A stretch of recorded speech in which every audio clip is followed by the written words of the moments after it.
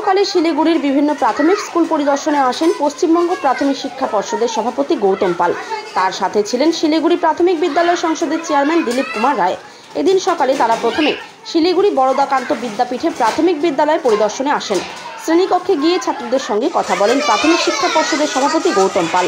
মূলত ছাত্ররা ঠিকমতো পড়াশোনা করছে কিনা, স্কুলের পরিকাঠামো ঠিকঠাক আছে কিনা, কী কী অসুবিধা রয়েছে, এগুলো যাবতীয় বিষয় খতিয়ে দেখতে বিভিন্ন স্কুলগুলিতে পরিদর্শনে প্রাথমিক শিক্ষা পর্ষদের সভাপতি গৌতম পাল। তিনি বরদাকান্ত বিদ্যাপীঠ সম্পর্কে জানান, স্কুলের ছাত্র সংখ্যা অনেক রয়েছে, মোটামুটি সব ঠিকঠাকই আছে। দুই একটি বিষয়ে সামান্য কিছু ভুল ত্রুটি আছে, সেগুলো ঠিকঠাক করবার নির্দেশ দিয়েছেন তিনি। ক্লাসরুমের পরিবেশ ঠিক কেমন রয়েছে, শিক্ষকেরা মাস্টারমশাইরা তারা যে শিক্ষাদান করছেন সেই শিক্ষাদানের পদ্ধতিগত কোনো ত্রুটি আছে কিনা, সঠিকভাবে তারা শিক্ষাদান করছেন কিনা, এখানে যারা শিক্ষার্থী আছেন তারা সঠিকভাবে শিখতে পারছে কিনা, সামগ্রিক একটি মূল্যায়ন করার জন্য, সামগ্রিকভাবে দেখার জন্য আমি এখানে এসেছি।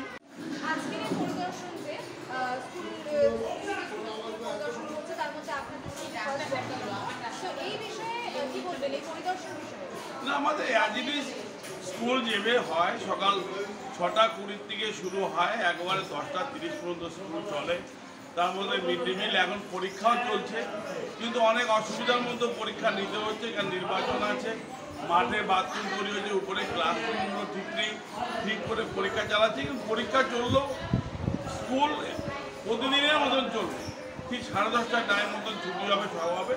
এর মাঝে ওনারা এসছেন সরকারিভাবে, পশ্চিমবাংলার প্রাথমিক শিক্ষা পর্ষদের সভাপতি গৌতম পাল এসছেন, শিলিগুড়ি প্রাইমারি কাউন্সিলের সভাপতি দিলীপ রায় এসছেন, এবং আমাদের এআই অফ স্কুল ম্যাডাম এসছেন, ডিআই অফ স্কুল এসছেন, সবাই এসছেন। দেখবেন অ্যাজ নর্মাল যা তাই আছে, কোনো অসুবিধা দেখছেন ওনারা।